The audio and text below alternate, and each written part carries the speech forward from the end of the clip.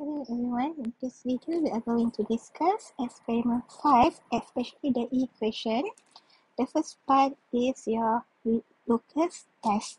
Lucas test to distinguish between primary, secondary and tertiary alcohol, and actually Lucas test is the nucleophilic substitution reaction. Okay, means that you will replace your nucleophile with your hydroxyl group. Okay, so for example, you ada chlorine from hydrogen chloride replaced with OH. Okay, but special for Lucas test, you kena ada zinc chloride, and mostly you punya Lucas test, dia take place 10 minutes. Untuk you punya 1-butanol, okay, 1-butanol means that you adalah primary alcohol. Okay, so primary alcohol, okay, you punya carbocation ion will be primary carbocation ion, which is less reactive. Jadi, during the Lucas test, tak akan ada apa-apa perubahan, so that we just can write no reaction. Okay, sebab you punya primary carbocation ion is less reactive. And then untuk secondary alcohol, 2-butanol, okay, you ada secondary carbocation ion which is more reactive compared to primary alcohol, and within 10 minutes you akan dapat dia punya reaction, which is you punya hydroxyl will be replaced with chlorine. Okay, so your product will be CH3, CH2, CH, Cl and CH3, and hydrogen from hydrochloric acid will combine with your OH so that you akan dapat H2O. Okay. And next, untuk tertiary alcohol, this is your, apa nama dia? This is your 2-methyl 2-propanol. Okay, this is tertiary alcohol. So, untuk tertiary alcohol, dia ada tertiary carbocation ion. Okay, so tertiary carbocation ion is most reactive and dia akan dapat apa? Same lah macam secondary. Chlorine will be replaced with OH. Okay, so you akan dapat CH3, C, CH3, CH3, Cl, and side product dia adalah H2O. Only you punya primary, sebab you punya primary carbocation ion is less reactive ataupun least reactive, within 10 minutes tak akan ada apa-apa tindak balas. So dalam equation, you tulis no reaction. So for observation, 1-butanol is a primary alcohol. Since that there is no reaction, the solution does not turn cloudy even after 10 minutes. Okay, so you wajib tulis 10 minutes sebab kalau after 10 minutes untuk primary alcohol boleh bertukar jadi cloudy. Tapi itu bukan Lucas test. Lucas test dia ada time. Time dia within 10 minutes. Kalau within 10 minutes tak ada perubahan colour, so means that dia adalah primary alcohol. And for secondary alcohol, 2-butanol, okay, the solution turn cloudy within 5 to 10 minutes after heating. Okay, heating ni untuk memcepatkan dia punya rate of reaction, and after you dapat cloudy tu akan jadi 2 layer. Alright.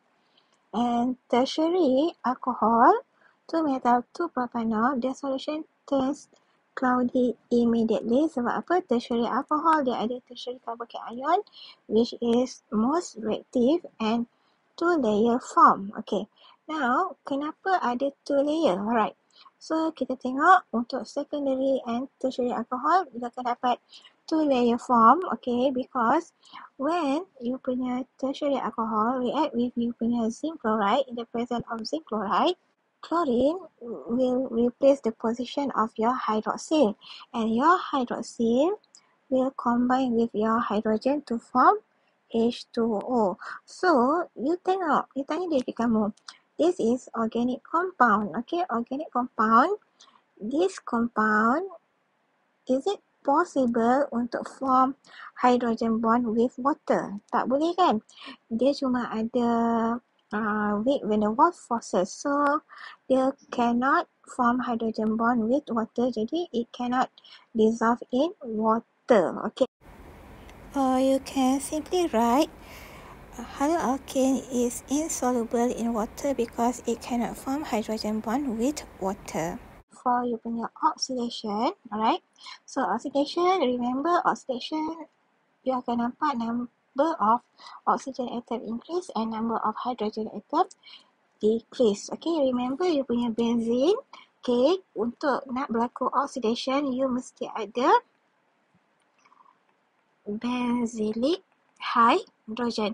Kalau tak ada benzylic hydrogen, you punya alkyl benzene does not carry out oxidation reaction. Okay, so same goes with your alcohol. Okay, so your alcohol kena ada hydrogen attached to your carbonyl group. Okay, carbonyl group adalah carbon that attached with OH. Okay, this is your carbonyl group. Okay. So, primary alcohol, 1-butanol, you ada hydrogen. So, it can carry out oxidation and you are using sodium dichromate which is strong oxidizing agent, sama macam KMnO4. So, in this case, you akan dapat carboxylic acid. Okay. So, you tengok ya, number of hydrogen decrease and number of oxygen increase. Okay. And next for 2-butanol pula, ada tak carbon attached to the carbonyl? Ada. So dia boleh buat oxidation, but then you tak akan dapat carboxylic acid, you akan dapat ketone. Okay. Sebab you punya OH is at the middle. So C double bond O, CH2, CH3. And lastly, you punya tertiary alcohol. So, pada carbon-carbonyl, okay, tak ada hydrogen. So, you punya tertiary alcohol cannot carry out oxidation reaction. So, you just tulis no reaction. Okay. So, now untuk you punya task, saya nak kamu cari apa dia punya byproduct untuk oxidation reaction.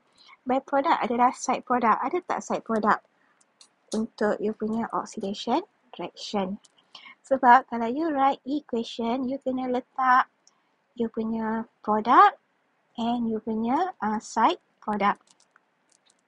For observation, 1-butanol, just like the primary just now, the color change from orange to green. Okay. And 2-butanol also carry out oxidation. The color change from orange to green. While your 2-methyl 2-propanol tertiary alcohol no reaction with the oxidation. So the orange color of sodium dichromate remain unchanged. Alright.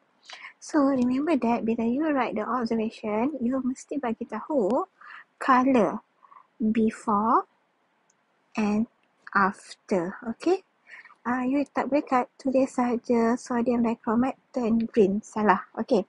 And so, kenapa orange turn to green? Okay. So, this is because you punya oxidation number of chromium change from chromium 6 plus to chromium 3 plus. The last part, bromination of phenol, is the reaction between phenol with bromine water. Okay, so phenol, as you can see, actually di sini you ada hydrogen. Okay, so when you react with bromine water, hydrogen will be replaced with bromine. Okay, but not all oxygen, only at your auto and para position. Okay, so you akan dapat 1, 2, 3 bromine and side product will be HBr sebab hydrogen ni akan eliminate dan dia akan gabung dengan bromine. So you akan dapat HBr. So since that you eliminate 3 hydrogen, you akan dapat 3 HBr. So it is a white precipitate. So kalau you punya observation, you akan tulis apa? You akan tulis brown color ataupun reddish brown